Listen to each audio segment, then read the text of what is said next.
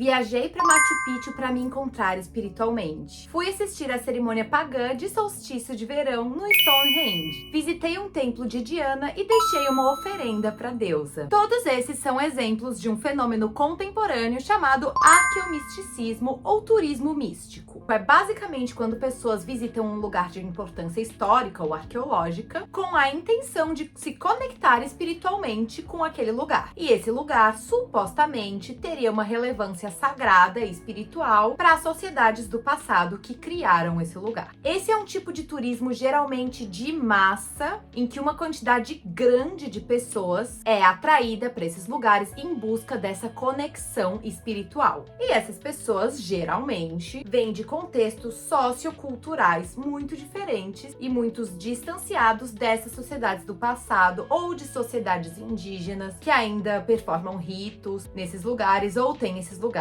como sagrados. E eu já fiz isso. Não foi com essa intenção que eu visitei esse lugar, mas em 2018 eu fui para Machu Picchu e eu aproveitei a oportunidade para me inteirar sobre a cosmologia, a religiosidade e a espiritualidade andina dos povos indígenas da região dos Andes quando eu visitei Machu Picchu e o Peru no geral. Eu senti sim uma conexão forte com aquele lugar. Eu tentei interpretar a paisagem baseada nas ideias dessa espiritualidade andina dos povos andinos. E eu, sendo historiadora e arqueóloga, não acho que tenha um problema nesse tipo de experiência turística. Mas tem alguns poréns. E fica aqui comigo que hoje a gente vai falar sobre isso.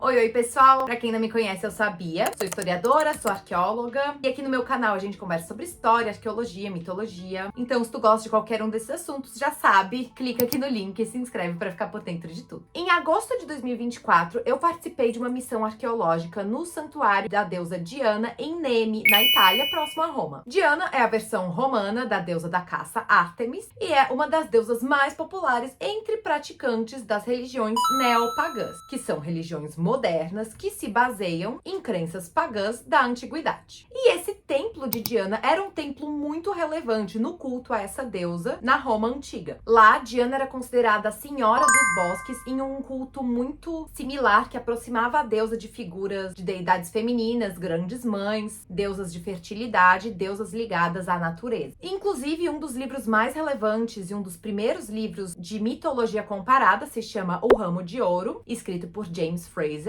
E ele inicia a análise dele sobre religiões, mitologias do mundo inteiro a partir da interpretação sobre o santuário de Diana em Nemi, especificamente sobre o rito de consagração dos novos sacerdotes no santuário. Eu não escavei esse santuário, quando eu fui para lá eu só fui para estudar a parte do material que tinha escavado, mas a equipe de arqueólogos, me falou que enquanto eles estavam escavando ali o santuário, eles recebiam muitas visitas de praticantes de religiões neopagãs, inclusive de sacerdotes da deusa Diana, que queriam deixar uma oferenda para a deusa e até participavam de alguns ritos no sítio arqueológico. Os arqueólogos nunca se opuseram, até porque, pelo que eu entendi, esse contato sempre se dava de maneira muito respeitosa, mas o templo de Diana em Nemi, que é um lugar arqueológico muito relevante, recebe muitos praticantes de religiões neopagãs nos dias de hoje. Eu, como arqueóloga, não vejo problema nenhum nisso, mas mesmo que essas visitas geralmente ocorram de maneiras respeitosas, tanto com o patrimônio arqueológico quanto com a divindade em si, não são todos os arqueólogos que concordariam comigo. Isso porque existe uma oposição entre arqueologia científica, a verdade científica, a disciplina arqueológica que é estudada na academia e etc., e a maneira como pessoas interpretam os lugares arqueológicos. O culto à deusa Diana no passado, o culto que acontecia naquele santuário 2000 anos atrás, é diferente da forma que as pessoas hoje, pessoas que seguem religiões neopagãs, se relacionam com a deusa Diana. E por ser muito diferente, pela sociedade ser uma sociedade completamente diferente, a nossa sociedade hoje em dia é uma e a sociedade de Roma antiga era outra completamente desconexa, pode pode existir sim um problema de anacronismo e pessoas interpretarem a deusa Diana, darem atributos a essa deusa que os romanos antigos não dariam, acarretando aí em um conflito entre a arqueologia científica e a maneira como as pessoas interpretam os sítios hoje. Muitos arqueólogos veem isso como um problema, eu não vejo. E essa é a minha opinião, é a minha interpretação sobre o assunto. Mas para explicar isso um pouco melhor para vocês, vamos para o nosso segundo exemplo. Stonehenge, círculo de pedras megalíticas, conhecido no mundo inteiro, um enigma, um mistério, como que eles trouxeram essas pedras tão grandes de lugares tão longes e por quê? Quem são eles? Quem são as pessoas que construíram esse lugar? E por que ele se alinha com os astros, com o sol, em momentos de solstício? Stonehenge é o monumento mais importante para a religião neodruídica de hoje em dia. O neodruidismo é uma religião moderna, é uma religião oficial na Inglaterra, é reconhecida, que se baseia no druidismo celta, na religião dos druidas, chefiadas por druidas, praticada por povos celtas que viviam na Inglaterra antes da época romana e durante a época romana também. Mas o Stonehenge em si é muito mais antigo que o druidismo celta. O Stonehenge é um monumento pré-histórico e da Idade do Bronze, que foi construído provavelmente iniciada a construção ali por 3000 antes da Era Comum, por culturas megalíticas. Então, culturas que realizavam essas grandes obras em pedra. Então, o Stonehenge não foi construído por druidas. E essa associação entre druidas, druidismo e o Stonehenge é uma associação moderna, que foi feita por alguns pesquisadores, praticantes do neopaganismo ali do século XX, século XIX também, que viam o druidismo como uma religião tradicional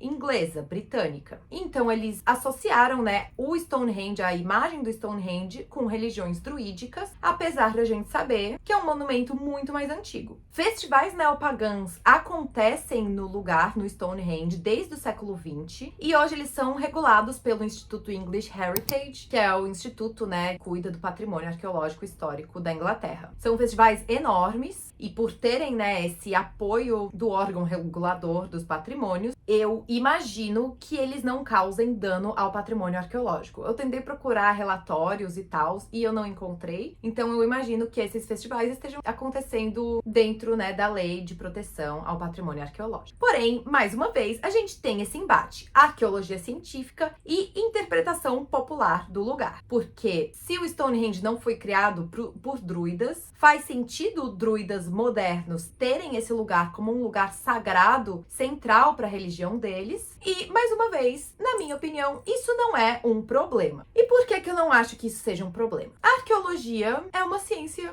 viva. Ruínas arqueológicas existem há muitos anos e pessoas reinterpretam elas de diversas maneiras há muitos anos também. Inclusive, nas Ilhas Britânicas, durante a Idade Média, muitas pessoas reinterpretavam ruínas antigas de construções celtas como elementos deixados por fadas, seres feéricos, seres de outro mundo. E eu li uma vez esse artigo aqui, muito interessante, que fala sobre como pessoas na Idade Média usavam artefatos líticos, e pontas de flecha da pré-história como artefatos de cura. Então usavam isso na medicina popular e interpretavam eles como objetos deixados por fadas, porque a crença em fadas nesse período e nessa região era muito forte, inclusive até hoje. Elementos arqueológicos, eles acabam entrando dentro do nosso cotidiano de diversas maneiras, e eu acho que reinterpretar eles de uma maneira folclórica não é necessariamente um problema. Mas não se pode perder a vista, da verdade científica, da verdade arqueológica, e é por isso que isso pode sim se tornar um problema. Eu vejo principalmente em duas situações. Primeira situação: visitar um sítio arqueológico, um lugar antigo, que ainda é relevante para comunidades de hoje em dia, comunidades indígenas, por exemplo, e desrespeitar a crença dessas pessoas ou tentar interpretá-las de uma maneira desconexa, de uma maneira rasa, sem imergir na cultura que ainda tem esse lugar como um lugar sagrado. E aí isso acontece muito em lugares como Machu Picchu, que é um lugar que atrai turistas do mundo inteiro, um lugar muito especial, muito bonito, e muita galera vai numa vibe meio new age, meio hippie, querendo se conectar e tal, mas fechando os ouvidos muitas vezes porque as comunidades de lá têm a dizer sobre aquele lugar. As comunidades Quechua veem Machu Picchu como um lugar sagrado, não só Machu Picchu, mas outros lugares, né, da paisagem do Vale Sagrado dos Incas. Então, se tu quer ir pra lá pra se inteirar dessa cosmovisão, dessa religiosidade, dessa espiritualidade e crescer espiritualmente, cresça espiritualmente ouvindo as pessoas que se conectam espiritualmente com aqueles lugares todos os dias. E é importante, né, arqueólogos também terem um diálogo com essas pessoas, porque a arqueologia, quando vai estudar um lugar sagrado, precisa ser respeitosa com as comunidades que veem aquele lugar como sagrado, né? Isso é uma tendência da arqueologia muito moderna. Por anos a arqueologia não foi assim. Por anos a arqueologia só se preocupou com essa verdade científica, secular, e desconectou ela, né, do sagrado,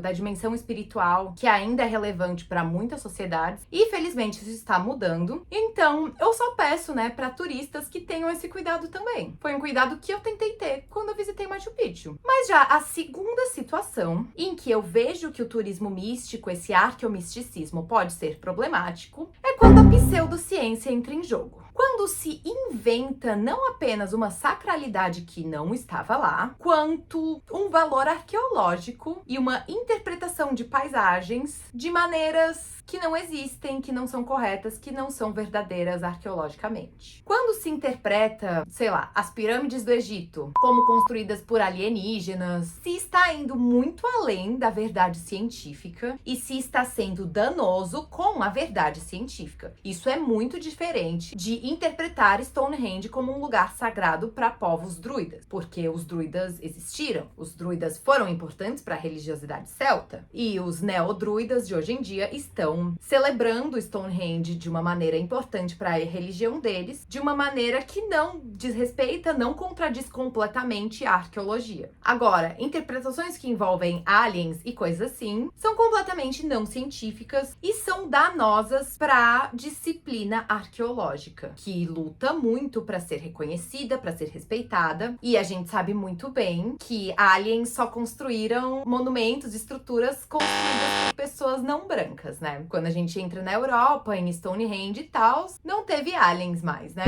Então, assim, tem esse olhar racial também. Mas, na verdade, o exemplo que eu queria dar é o exemplo que acontece na minha ilha, aqui em Florianópolis, no Brasil, onde eu estou atualmente, inclusive enquanto eu gravo esse vídeo de férias, depois de ter terminado meu mestrado. Mas aqui na minha ilha existe muita arqueologia, coisas incríveis arqueológicas, e existe uma pseudo-arqueologia que é mais famosa que todas essas coisas arqueológicas muito incríveis, que é a arqueoastronomia de um ponto aqui da ilha, onde se tem essa interpretação de que rochas foram postas estrategicamente para se alinhar com os astros, e esse alinhamento também tem a ver com outras culturas do mundo, então também se alinha com rochas em Machu Picchu, com as pirâmides do Egito, etc. A arqueoastronomia é uma disciplina séria que estuda a relação entre monumentos arqueológicos e os astros, então alinhamentos, etc. Tipo o que acontece no Stonehenge, mas aqui em Florianópolis isso não existiu. Aqui em Florianópolis essas rochas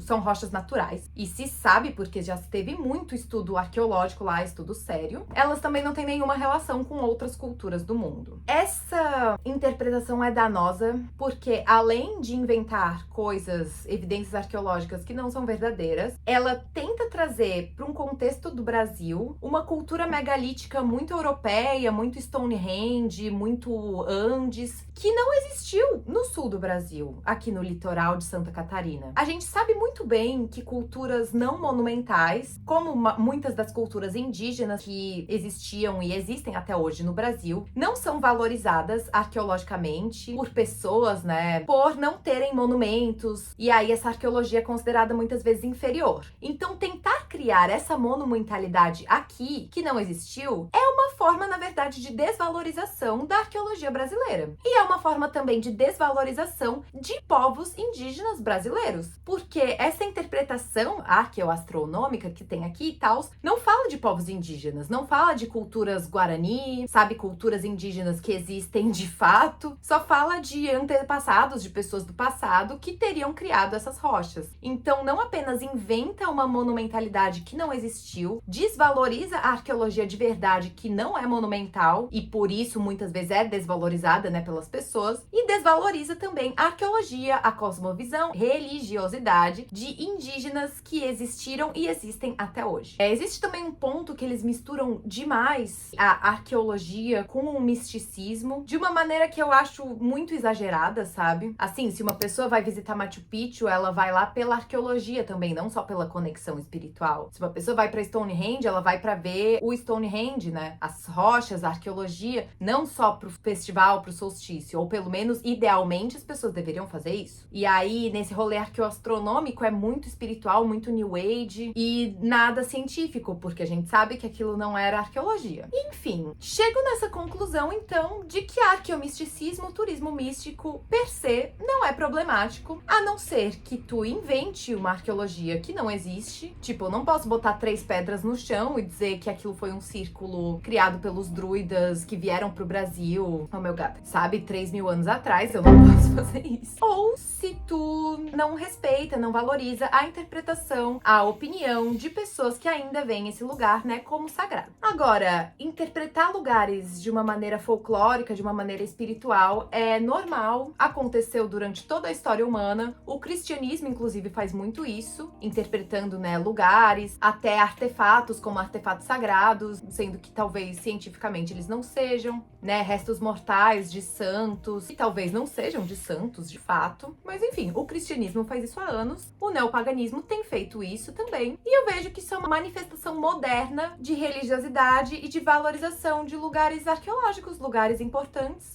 relevantes, que com certeza deve ser feita com respeito, com cuidado, mas não necessariamente é algo problemático. E com essas palavras, eu vou ir ficando por aqui. Eu acho que o gato quer a minha atenção, ele tá me chamando aqui. E queria agradecer vocês por terem visto esse vídeo. Novamente, esta é a minha opinião, e eu tô aberta a ouvir outras opiniões e a refletir, mudar minha opinião, etc. Então, deixem aqui seus comentários, se inscreva aqui no canal pra ficar por dentro de tudo, e espero ver vocês no próximo vídeo. Um beijo e até mais!